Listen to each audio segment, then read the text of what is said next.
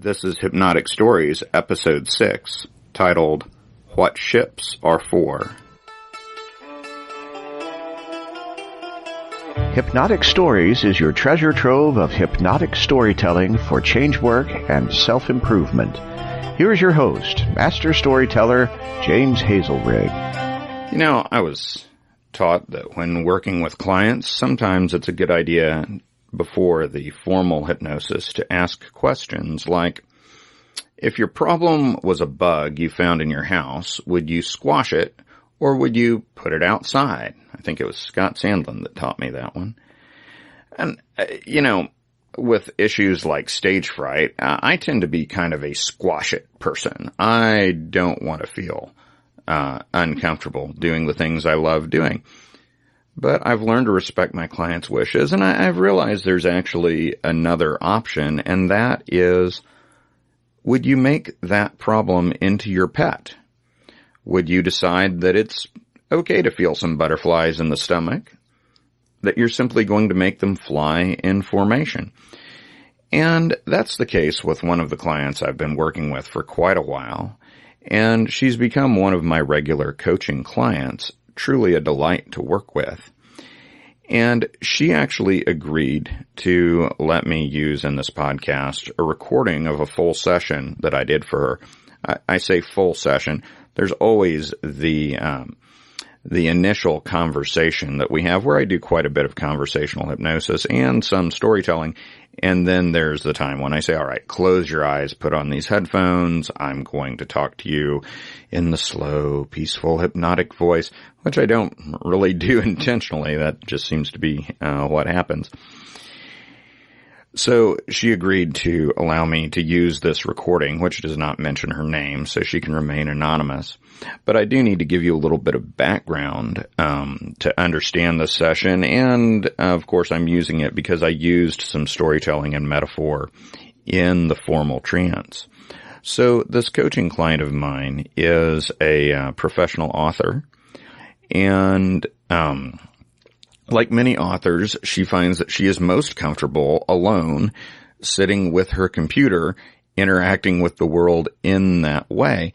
And so she had some stage fright, and after we tried quite a while to squash it or to put it outside, she finally decided that she would rather make a pet of it.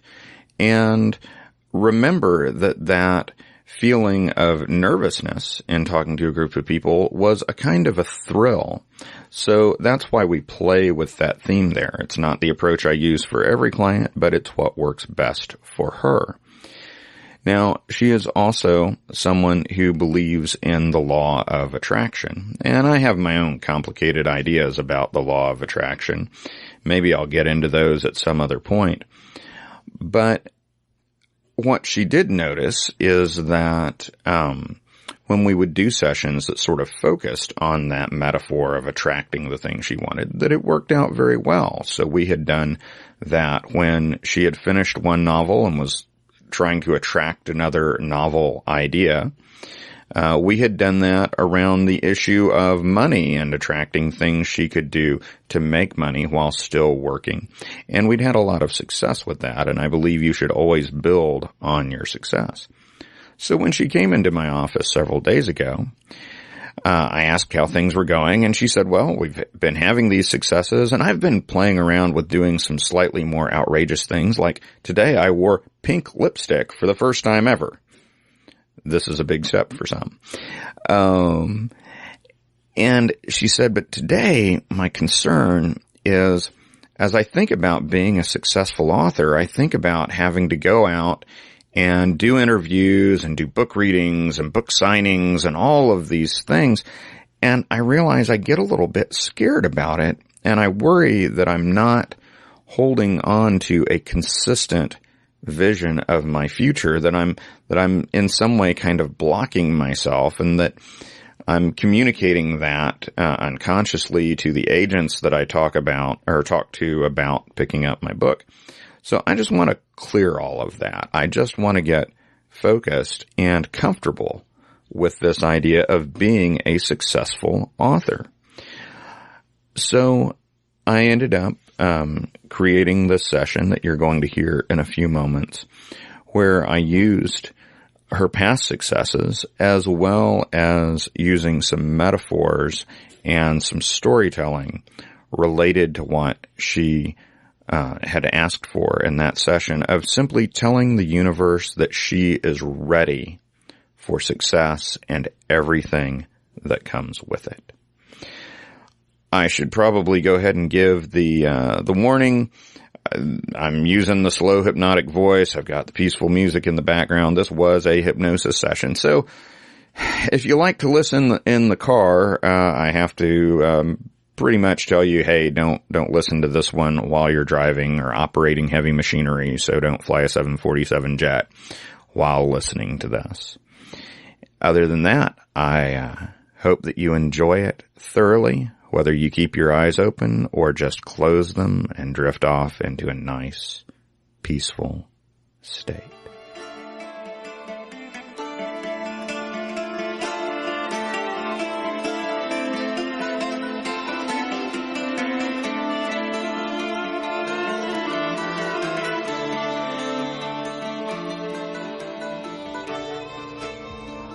This is a hypnosis recording made on the 21st day of March, 2017.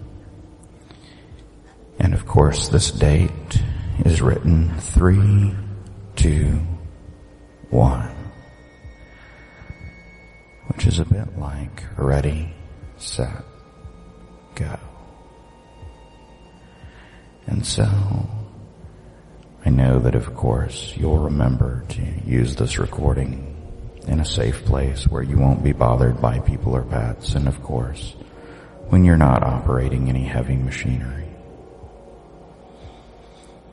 And of course, you've become an expert at slipping into a nice, comfortable, relaxed state of mind, knowing that your mind is very powerful and very creative, and that your mind has responded very well to the many things that we have requested of it. And likewise, you know that the universe has responded. I always remember a friend of mine who spells universe Y-O-U, universe. And you've experienced having that better relationship with money that has led to wonderful jobs just falling in your lap. And you've also noticed that one of them pushes you slightly out of the comfort zone into what I like to call the thrill zone. As you know, we talk a lot about the comfort zone, and comfort zones are great, and I think it's wonderful to be in them, and yet it's also wonderful to know that just beyond that comfort zone is where the thrills are.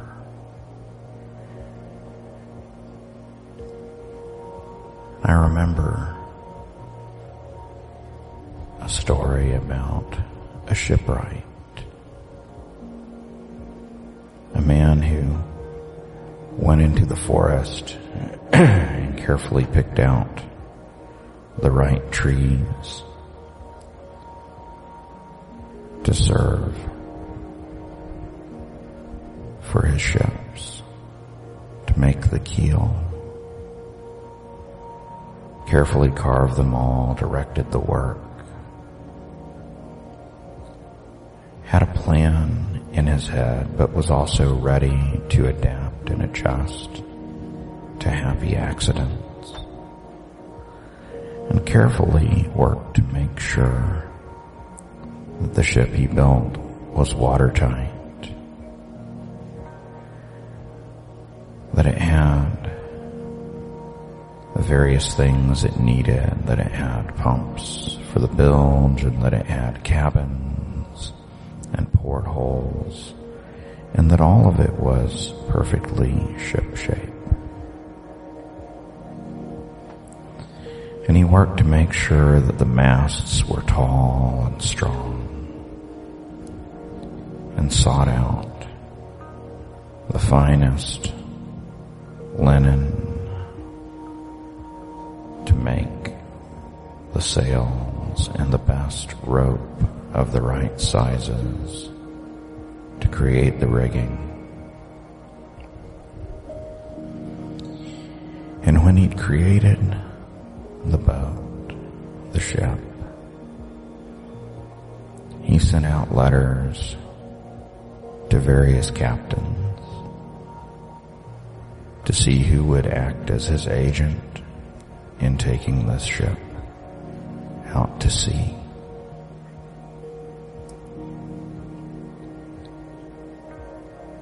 And as he did, he occasionally thought, this precious ship, I've put so much work into it. What if it were to go to sea and there was a storm? What if it were to go to sea and get lost? And then he thought to himself, my ship could stay perfectly safe right here in the harbor for all of my life.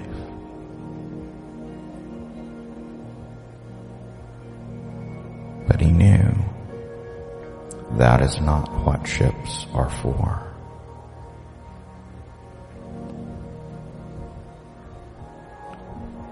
And so as he sent the letters off to the various captains who might act as his agents on this ship, he wholeheartedly said, I am eager for the day when my ship sets sail.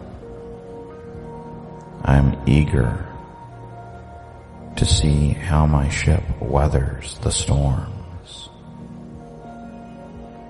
I am eager to see how my ship is steered by the stars, because I know that this ship is well built and I am a fine shipwright. And I know that with the right agent, this ship will sail all over the world.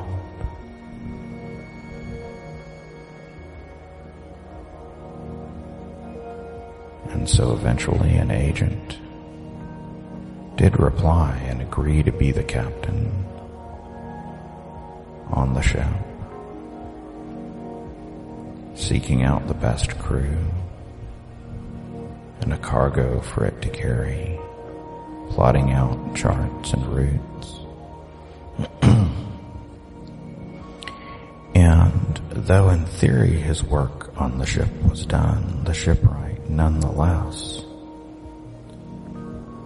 decided to become the ship's carpenter and to travel, seeing the world, weathering the storms with his ship.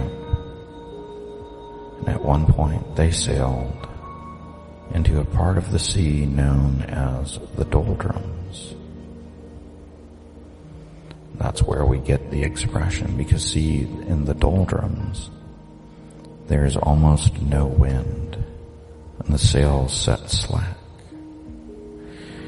And the sun beat down upon the sea and reflected up onto the ship, and it was hot and dull.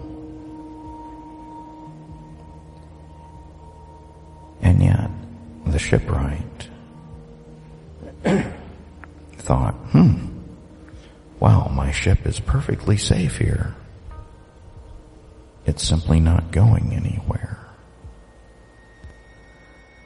And so was overjoyed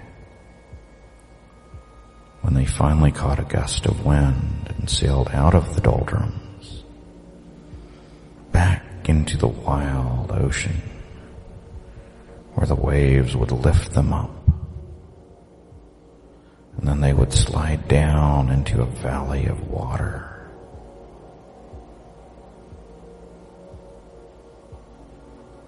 And the shipwright knew that just like the harbor, the doldrums might keep the ship safe, but that's not what ships are for. And the shipwright knew that this was all part of the art of creating a ship.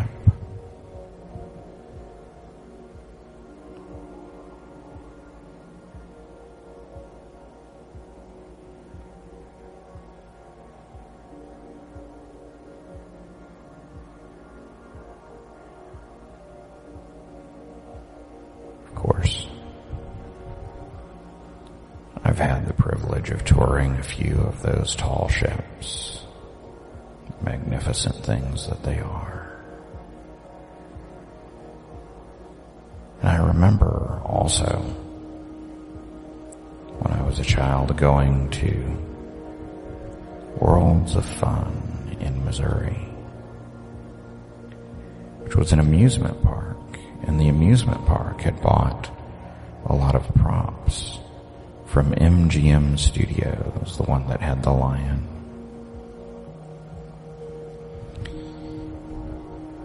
And several of their movies had been about ships and boats, and so the old pirate ships they used in the movies were right there. But they were not real ships. They just sat there, not going anywhere.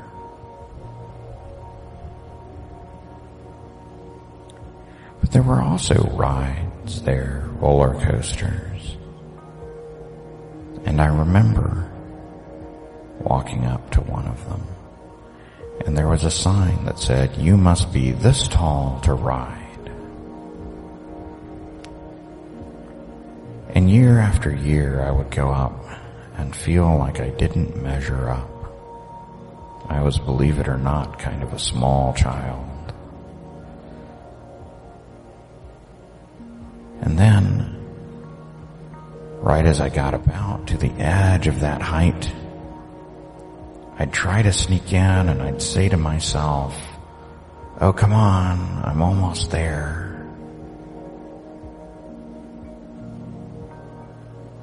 But somehow I knew deep down inside that I was trying to sneak past, and so did they. And so the agents who worked on those rides turned me away. And then I hit a growth spurt, and we went back, and I walked right up to that sign, and I looked at that agent and I said, "I'm ready. I deserve this. I am me, and I am qualified to be me more than anyone else is." And the agents recognized it as well.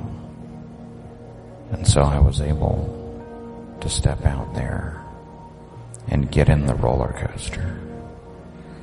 Now again, the roller coaster, sitting there waiting for everybody to get on it, was very safe and very boring.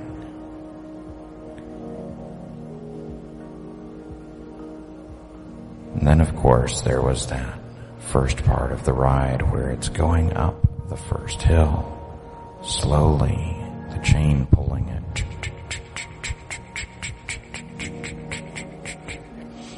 And as we rose higher and higher, I started to feel the butterflies in my stomach, and I started to feel my feet and my hands curl up. I even got a peculiar feeling right there in my bottom that said, "Oh, you're going high. Can you handle this? Can you take this?" And I smiled and I said, "I am tall enough for this. I am big enough for this. And I am ready." And as we reached that summit, then the car started to spill over it, and I threw up my hands in the air and I said, "Yes!" as the roller coaster went over that summit and rushed down quickly, turned, spiraled, took us in a full circle. And I had a thrilling, exciting ride that only happened because I decided that yes, I am big enough for this. I am ready. And I told the agents I was ready, and I told the universe I am ready. And that's what allowed me to enjoy that thrill.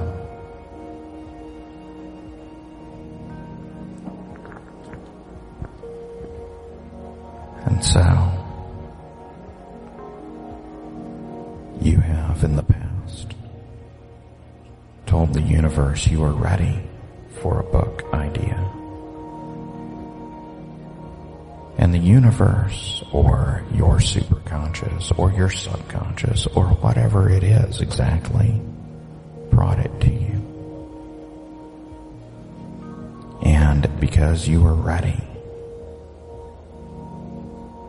you struck when the iron was hot. You made hay while the sun shone. And like the shipwright, you have created and are creating magnificent works.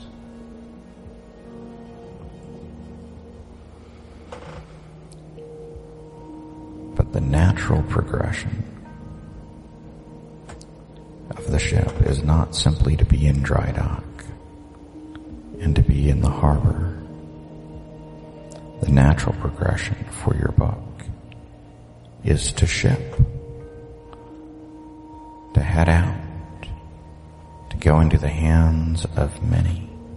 And a part of that process, a part of you being you and who you are, is to know that you are ready to go out into the world and to talk about your book and to be interviewed. You are ready to read passages from your book. You are ready to answer questions, to sign autographs. And yes, you are ready to feel some of that feeling that I felt as the roller coaster was climbing that hill. You were ready to feel some butterflies in your stomach and to say, yeah, and these butterflies are going to fly in formation for me. And you're ready to feel a bit of that excitement and trepidation and thrill, and to know that these are good signs, signs that your greatest desires are right there, beyond those things that were once terrifying, those things that were once fear-inducing, that now you realize are thrills. And you'll discover that each and every time you do one of these, you feel fantastic. You get a big kick out of it, and you actually become a bit of a thrill seeker. Now, of course, you are who you are, writing there at your desk. It's your happiest moment, as it should be. But you know that you can also go out and be quirky and eccentric, magnificent, awesome as you, getting to simply be you. Not like all those people in that office who have to try to hide behind ties and try to act like something they're not. You simply get to go out and shine, being who you are. And if being who you are means that at a moment you seem shy or eccentric, then you are simply being shy and eccentric, and that's who you are.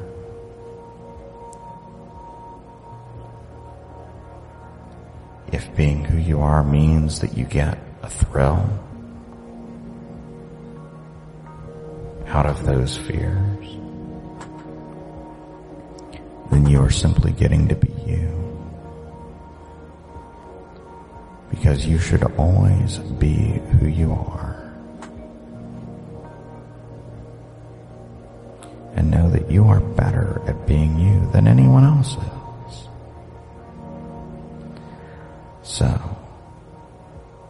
I want you to imagine right now that you are writing a scene about a woman with dark hair and pale skin and a pink lipstick.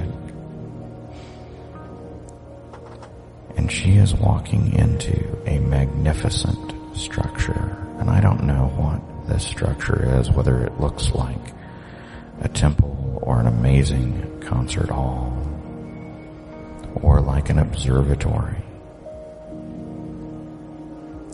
But the important thing is, as she walks into this building, she can look out, and the roof, the ceiling is like a dome covered in the night sky.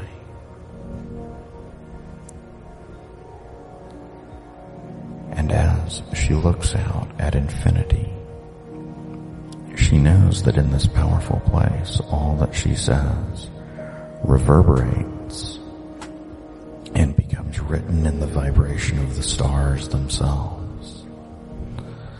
That every molecule in this universe will vibrate with the frequency she puts out. And so she looks up and she says to the universe, I am ready. And it echoes in every atom of every molecule. It echoes through the marble walls of that hall. It echoes out into infinity. I'm ready. It echoes into the stars themselves and is played back to her, vibrating into every cell of her body as it's imprinted there in every atom in her body. I'm ready. I am ready. And allow yourself to experience this feeling as you know that you are riding in the macrocosm of the universe, in the microcosm of every cell, that you are ready to live your thrills. You are ready to face the fears, if you want to call them, to have those magnificent, beautiful butterflies fluttering in your stomach as your novels become outrageously successful, as you have the thrill of going on tours, readings, book signings, interviews, that you savor this thrill, you long for this thrill, and you are ready, and that echoes out into the cosmos, and it echoes into every cell of your body, and you begin to wonder exactly what is your body and what are the stars, to wonder if there's really any difference at all, as you realize that you are the entire cosmos, and every fiber of your cosmic being is vibrating now with the knowledge that you are ready, that you are ready for those thrills, you are ready for the success, you are ready for the acclaim and attention. You are ready to thrive as an author. You are ready for agents to compete to represent you. You are ready for your name to be in big letters. And just repeat that now to the universe through the entire hall. I am ready, feeling it vibrate. and know that these vibrations are aligning many things far away from you. And that those vibrations are aligning matter itself as you alter this universe in accordance with your readiness, so that in fact, quite naturally, you find that agents are competing to represent you. Quite naturally, you find that you are enjoying the thrill of being out there and talking to people, of meeting the fans, of discovering that they're all delightful.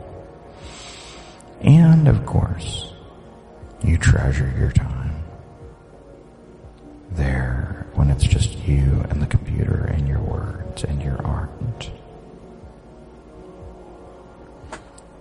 So, just as your knowledge that you were ready for the idea to come for you and ready for money to flow to you easily, so now fame, success, and acclaim come to you easily because you are ready, and there is no doubt about that. And you know that this wonderful success comes with thrills, and that makes it even better. So you're ready for your outrageous and thrilling success. All of this work that we've done together will grow stronger with every breath you take. And with every breath you take, all of this work grows stronger, stronger, and stronger. Now in just a moment, I'm going to count from 1 to 5. When I reach 5, you'll return to full awareness, feeling fantastic, as if you've had a 9-hour nap and a 7-hour massage, knowing that you are transformed from the DNA level out to the deepest reaches of the cosmos. 1, getting ready to come back to us. Ready to return feeling like you've had a 9-hour nap and a 7-hour massage, knowing you've had powerful transformative hypnosis. 2, knowing that anytime you are on the road today, whether walking, driving, or riding a bike, you're totally alert and aware of your surroundings. 3, becoming aware of your fingers and toes and the tip of your nose and all points in between, fully back in your body, feeling great in your own skin. 4, almost back, feeling like you've had a 9-hour nap and a 7-hour massage, like you've washed your eyes with cool, clear spring water. And 5, open your eyes, wide awake, feeling great, like a brand new person.